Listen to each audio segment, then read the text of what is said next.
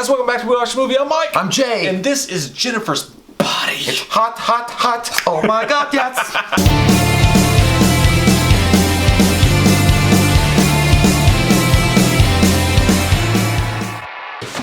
Shit. We have a tier on Patreon where as the top fucking top tier, where if you join it, then we pick a random name out every single week and we review whatever movie you guys want us to review. Trish is an amazing, awesome person who's a great fucking writer, and she's been a good friend for a long time on the channel. But her pick of the week was Jennifer's Body, starring Megan Fox and Amanda Seyfried. Dude, I fucking had so much fun with this movie. It's really one of those movies, like, I think initially, the first time I watched it, and the reason why I did it was because Megan Fox had a lesbianotic scene with Amanda Seyfried. I think she excited. It was nice. I was like, well, it was the first time I felt like, that's why I watched Wild Things initially. I was like, Nev Campbell and that chick they make out? Okay, I'm in. And then I turned out to have a really good time. The movie was awesome. Can I say something? When I was a young chap, I would come over to your house and you were always a couple years older than us. So you were able to go to video selection before we were and go into the dark porn room. And you would always have, your like, you know, Last Action Hero, Commando, whatever, but then there would always be that especial big black cocks. It'd be like white cum. La Femme Fatales. No, you would always have that lesbian porno from the dark room. Dude, that me and Cody could never reach, and that you would get to. I've always been a fan. I rented Shannon Tweed movies all the time back in the day, and they would be sections. No, well, I mean, they weren't always like. Well, most of them. Birthday. I remember renting. They would be special. They would be like red cassettes or red like they would be like red tapes. And I knew they were like fucking hot. It was hot to touch. And I would bring it up to the... These tapes is warm. I would bring it up to the counter. They were softcore porn. Like, I wasn't allowed to go into the hardcore shit yet. But I mean, it was softcore. And like, they would always rent it to me. And you had to be 18. And I only got busted once. And the guy was like training this asshole. And he was like, you can't rent that to him. I was like 15. And the dude... God bless this man. He was like, what are you talking about? I rent to him all the time. He's like, you're not supposed to.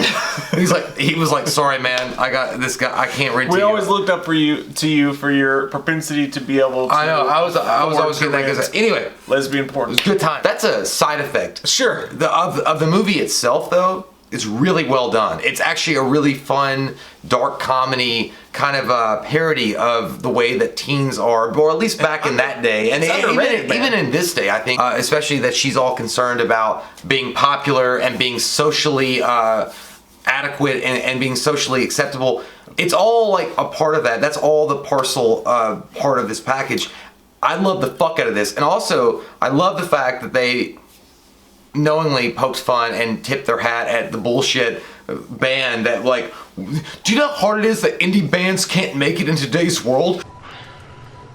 Do you know how hard it is to make it as an indie band these days? There's so many of us, and we're all so cute, and it's like if you don't get on Letterman or some retarded soundtrack, you're screwed, okay? Satan is our only hope. I do feel that The Calling and Lifehouse did sell their fucking soul to the devil and make these shitty weird songs that nobody gave a shit about. You're showing our age.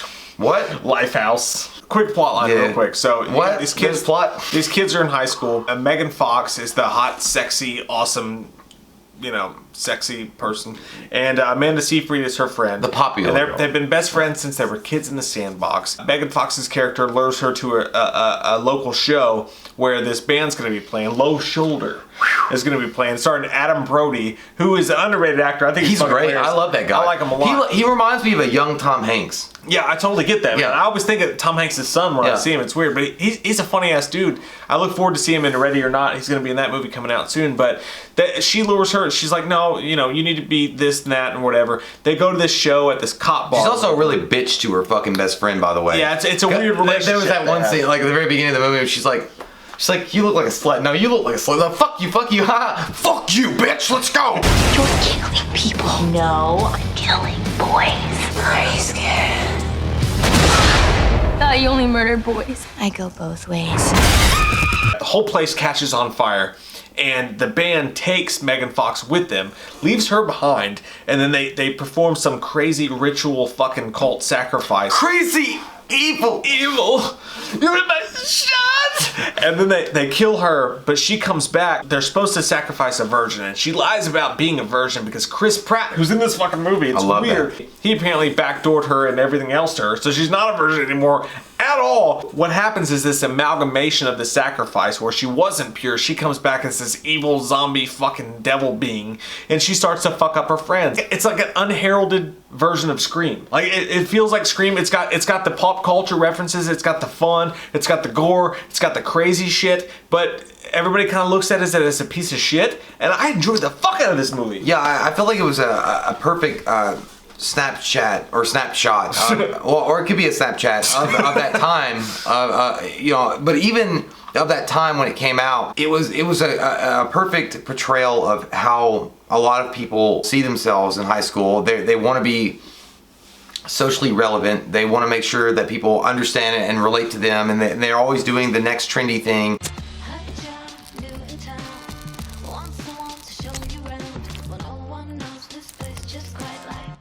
I gotta go. I am a god. Okay. Oh my god, bitch. Your fucking hair looks like a bouncy house at Chuck E. Cheese with goddamn extra sauce. Okay, get me guac. Gross. I'm gonna eat your fucking soul through your ugly ass nostril and then fart in your fucking mouth because you're jello as fuck. And then, guess what? I'm fucking Ice Queen for life. You nailed it, dude. Well, that's how she acts. The dialogue in this is so fucking funny, and that's why. Well, she's like, by the way, so much, bitch, wear something good because I heard the lead singer is salty as fuck. And like, I always thought salty was like a negative thing. They fucked up the but salty means like hot. But anyway. But no, the dialogue through the whole thing is fucking great, dude. It really takes like the Scream type dialogue. Yeah. And it's some of it's weird and it's off and it's all new and strange sounding. But they went out there with it, and it's fucking fun. And I had a good time watching it. Like, again, the way that the interactions between the characters and the actors all hit their marks exactly the way they need to be hit as far as this movie is concerned and what they were going for. Like, I felt like I was watching, like you mentioned, a Scream movie, but I also felt like I was watching a dark comedy and a satire of just high school life in general, speaking with a demon involved. Because the idea of the virgin sacrifice going awry and the demonic spirit possessing Jennifer permanently in this instance and becoming a succubus, that's not giving any away. I mean, you could fucking see the goddamn thing. Suck. As far as like how it's coming. And by the way, she's boom boom boom. Let me say well. Oh yeah. It's hot as fuck. But she does a really good job. Like again, performing the character of Jennifer, and underneath all of it there's an insecurity to how she feels about everything. Yeah. And especially even to the fact that Amanda Seyfried, who she basically bullies, that's her best friend in the film, Needy, which is a perfect name, she bullies her because she feels inadequate next to her. And therefore, even though she is extremely beautiful, she doesn't see it in herself, and to her, whatever Needy likes or is concerned with, she wants to take that from her. Wear something cute, okay? You always do what Jennifer tells you to do.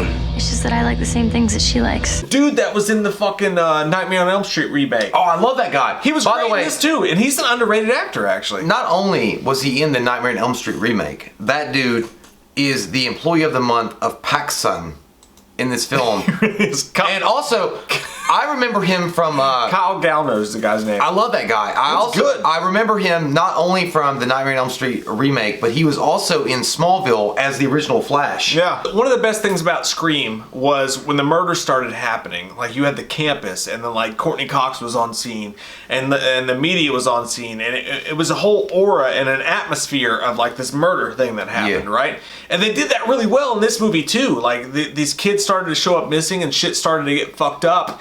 And there was one shot in particular where, for no reason whatsoever, they're on one side of the football field, and the camera zooms across the football field to this jock.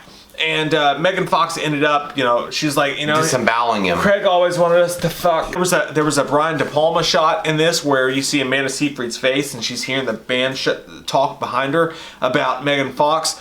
The movie was actually amazingly directed and amazingly edited, and it had so much cool shit in it, and it was so much fun. I'm really at a loss for words as to why this movie isn't so much more beloved. Like, I can't wait to actually rewatch it again. I give it a fucking 8.5, man. I loved it. I'm gonna give it an 8.0 myself, but there's an unrated version. I couldn't afford it when I rented it. But there's an unrated version. If you guys get a chance to check that out, that's on Vivo. Chip is looking really cute to me lately.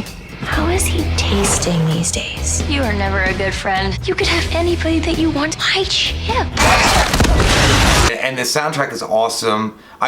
Even the shitty fucking band, Adam Brody's band. Like, I'm like, that fits so fucking well. I know. Like, through the trees. And the boyfriend was fun too. Like, Yeah. I liked him. He was a cool dude. Like, I liked everybody. In the movie. I related to everyone. I didn't have a problem with anybody. This movie overall isn't that beloved, but I don't see why not. I fucking love the shit out of it. It's almost a 9 for you. It's an 8.0 for me. Like, what the fudge? There you go, Are you Trish. smoking? Fucking excellent choice for a Patreon review, guys. What do you guys think about Jennifer's body? I keep wanting to call it Megan's body because, you know, it's fucking Megan Fox. But comment down below with your all thoughts. Let us know. We love your fucking faces. If you're new to the channel, click our subscribe button and let us know.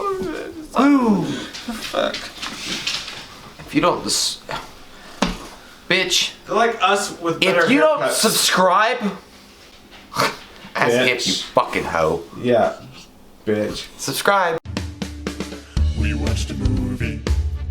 Yeah. We watched a movie. We watched it. We watched a movie. Yeah. You know what? We did a review. We watched a movie. We watched a movie.